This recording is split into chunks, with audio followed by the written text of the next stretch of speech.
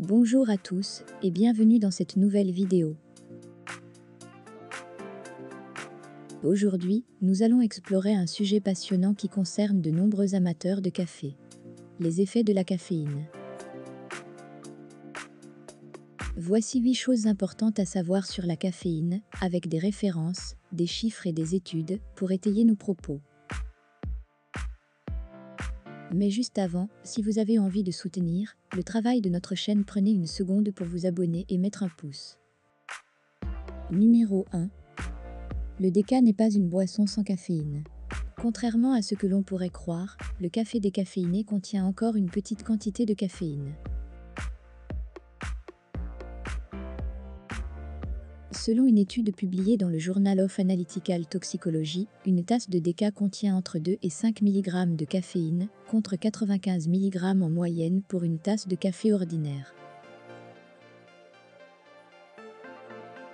Si vous êtes sensible à la caféine, il est important de prendre en compte cette information. Numéro 2. Les effets du café se font sentir en quelques minutes. La caféine est rapidement absorbée par l'organisme et ses effets peuvent se faire sentir en seulement 10 minutes.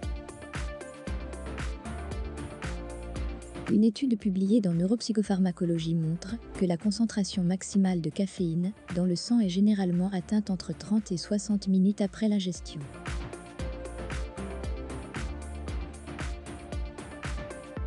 Numéro 3. Les effets ne sont pas les mêmes pour tous.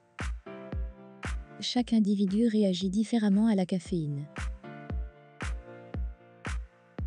Une étude de l'université de Johns Hopkins a montré que certaines personnes peuvent boire plusieurs tasses de café sans ressentir d'effets indésirables, tandis que d'autres peuvent être plus sensibles et ressentir de l'anxiété ou des troubles du sommeil.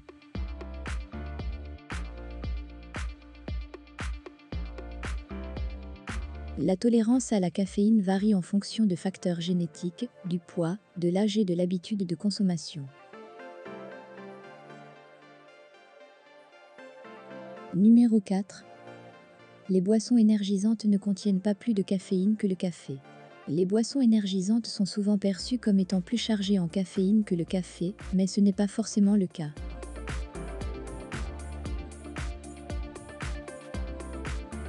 Une étude réalisée par Consumer Report a révélé que la teneur en caféine de ces boissons varie en fonction des marques, mais elle est souvent similaire, voire inférieure, à celle d'une tasse de café.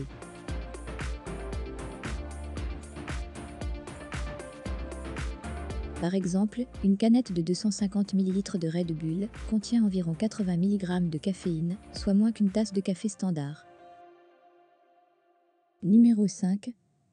Le café corsé contient moins de caféine que les autres cafés plus légers. Il est courant de penser que les cafés corsés contiennent plus de caféine que les cafés plus légers. En réalité, les grains de café utilisés pour les cafés corsés sont généralement torréfiés plus longtemps, ce qui a pour effet de réduire légèrement leur teneur en caféine.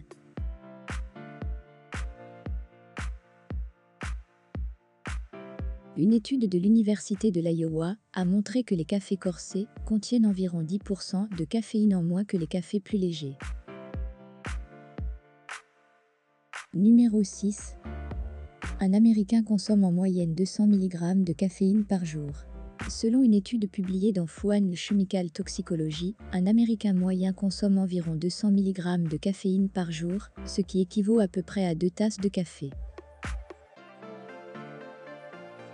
Cette consommation reste modérée et se situe en dessous du seuil de 400 mg de caféine par jour recommandé par l'EFSA pour les adultes. Cependant, il est important de noter que certains individus, en particulier les adolescents, peuvent consommer de la caféine en excès, ce qui peut entraîner des effets indésirables.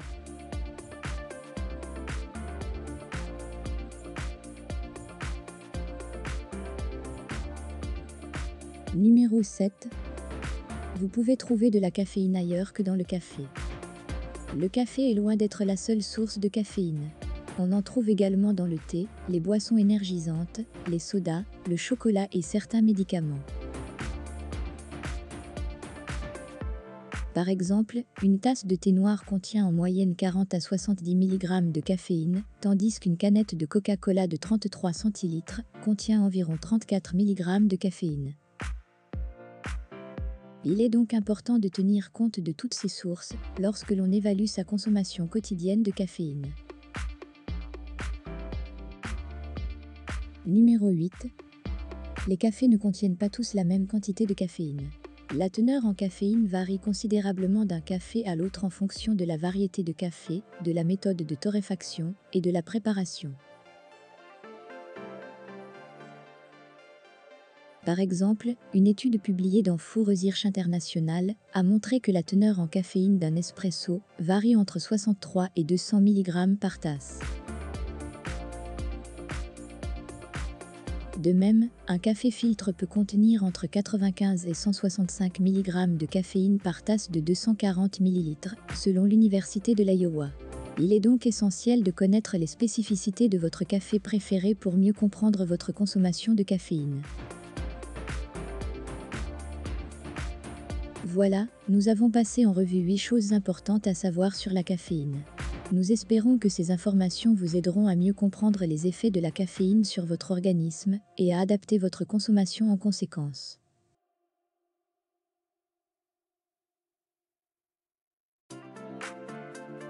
N'oubliez pas de tenir compte des différentes sources de caféine et de la variabilité de sa teneur dans les différents types de café.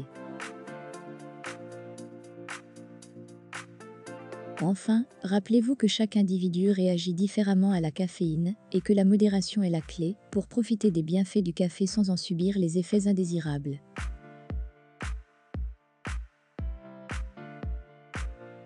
Si vous avez aimé cette vidéo, n'hésitez pas à laisser un commentaire, à mettre un pouce bleu et à vous abonner à notre chaîne pour ne rien manquer de nos prochaines vidéos.